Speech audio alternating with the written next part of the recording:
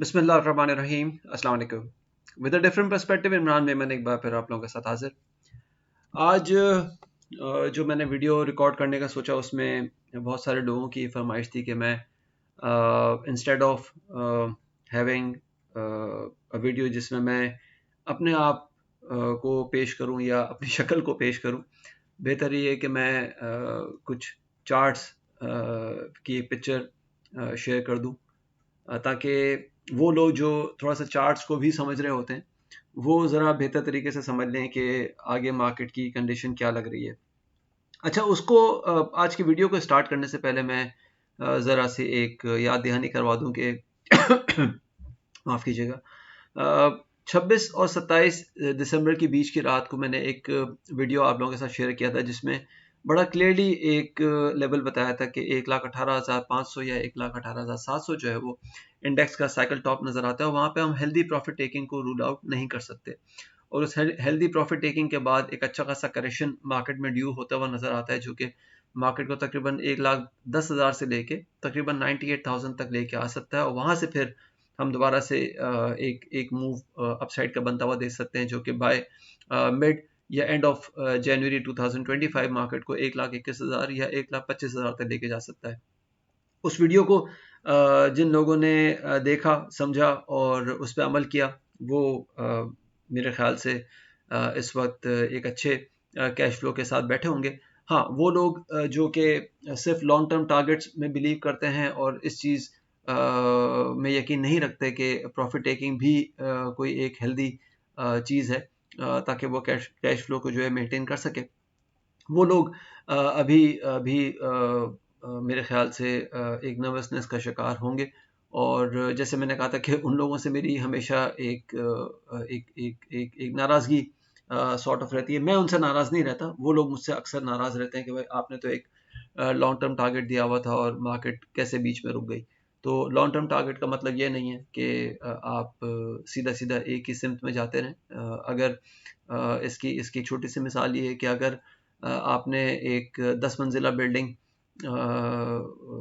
को चढ़ना है और वॉक करके चढ़ना है, तो फर्स्ट से लेके 10th फ्लोर तक आप भागते हुए या वॉक करते हुए एक ही गो में नहीं जा सकते। आपको बीच में कुछ स्टॉप्स लेने होते हैं। अगर आप स्टॉप्स नहीं लेते तो फिर 9th या 10th फ्लोर पे जाने के बाद आप बिल्कुल एग्जॉस्ट हो चुके होते हैं और फिर ऊपर जाने की आप में मजीद हिम्मत नहीं रहती। तो यही हर मार्केट का भी इसी तरह से एक रूल होता है कि आपको ऊपर जाते हुए कहीं ना कहीं प्रॉफिट टेकिंग करनी होती है, ताकि आपके कैश फ्लोज जो हैं वो बेहतर तरीके से आप मैनेज कर सकें। फर्दर मेरे तकरीर का कोई मूड नहीं है, ऑलरेडी 3 मिनट हो चुके हैं इस सारी तकरीर में। तो जिस चीज़ के लिए वीडियो रिकॉर्ड किया है उस चीज़ पे मेरे ख्याल से फोकस करना चाहिए। जो हुआ सो हुआ, और देखा जाए तो मार्केट ने 1,18,500 से लेके आज मार्केट ने तकरीबन 1 लाख, अगर मैं चार्ट्स की बात करूं तो मार्केट ने आज 1,13,847 का लो पोस्ट किया, यानी कि 113,847 का लो पोस्ट किया। कल मार्केट ने 113,677 का एक लो पोस्ट किया था, और कल मार्केट ने 1,16,000 पे क्लोजिंग की थी। आज मार्केट ने 1,14,148 पे क्लोजिंग की है, 1904 पॉइंट्स के एक नेट लॉस के साथ। अच्छा, वॉल्यूम्स की बात करें तो अगर हम देखें तो आज मार्केट में वॉल्यूम जो है वो 254 मिलियन शेयर्स के नज़र आए के सी 100 इंडेक्स स्टॉक्स में, और कल हमने तकरीबन 401 मिलियन शेयर्स के वॉल्यूम देखे थे, विच मीन्स कि मार्केट में तकरीबन आप ये समझें कि 36% का मार्केट में वॉल्यूम में एक कमी नज़र आई है। और सिंस ये वॉल्यूम में कमी ड्यूरिंग फॉल नज़र आई है, तो इसका मतलब ये ही नज़र आ रहा है कि जो लोग प्रॉफिट टेकिंग कर चुके हैं या प्रॉफिट टेकिंग करने के बाद मार्केट में एक एंट्री लेने का सोच रहे हैं, उन्होंने दोबारा से मार्केट में कोई एंट्री नहीं ली। अच्छा, अब अगर हम बात करें तो मैं एक लेवल आप लोगों के साथ शेयर कर रहा था, 1,18,500 का या 1,18,700 का।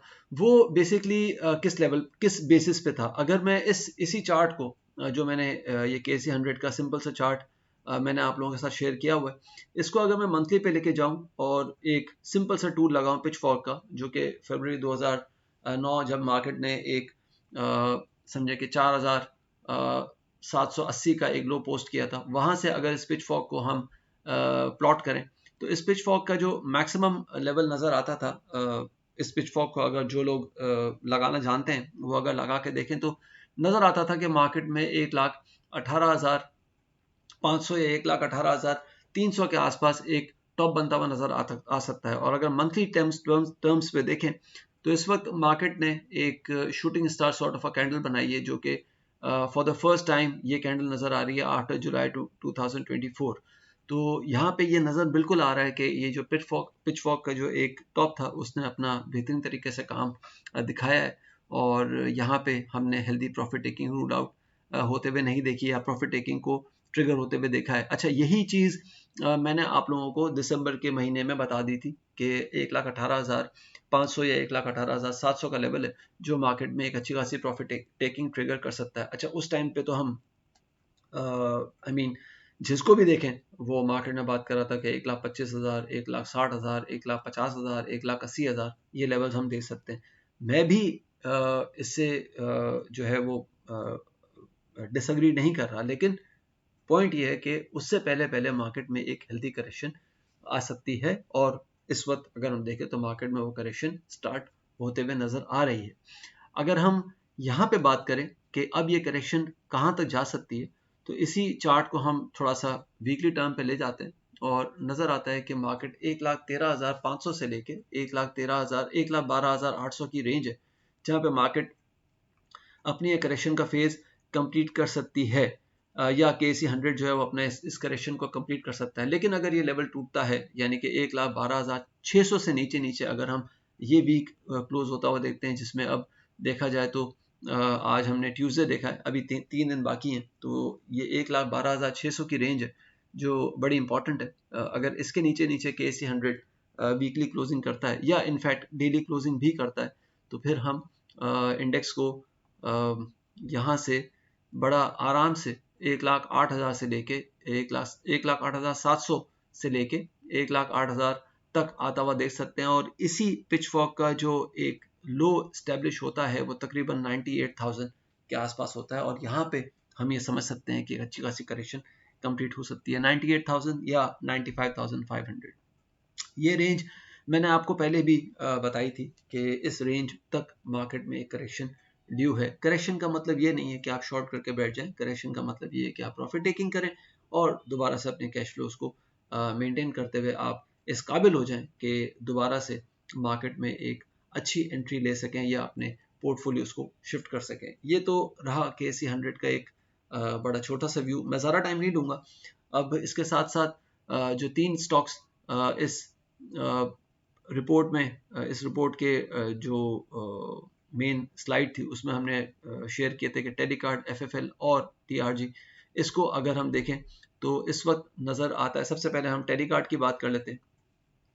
टेलीकार्ड का स्ट्रक्चर हमें बताता है, ये मैंने एक बड़ा सिंपल सा एक ट्रेंड लाइन ड्रॉ किया है नवंबर 2024 से लेके दिसंबर 2024 का जो लो था।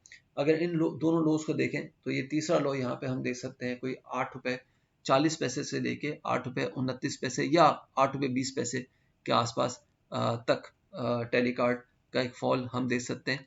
और इससे पहले पहले एक जो एक इम्पॉर्टेंट लेवल है जिसपे टेलीकार्ड ने 2 दफ़ा आके बाउंस लेने की कोशिश की है या सपोर्ट लेने की कोशिश की है, वो 8 रुपये 90 पैसे का है, जहाँ पे 61.8% रिट्रेसमेंट बनती है।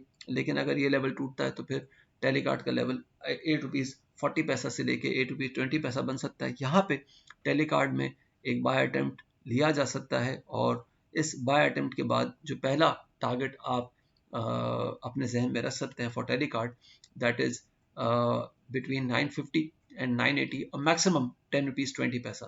तो जहन में रखिएगा कि 8 रुपये 40 पैसे से लेके 8 रुपये 20 पैसे के आसपास इसमें एक बाइंग अटेम्प्ट बन सकता है, और वो बाइंग अटेम्प्ट आपको एक प्रॉफिट टेकिंग की अपॉर्चुनिटी दे सकता है बिटवीन 980 एंड 1020।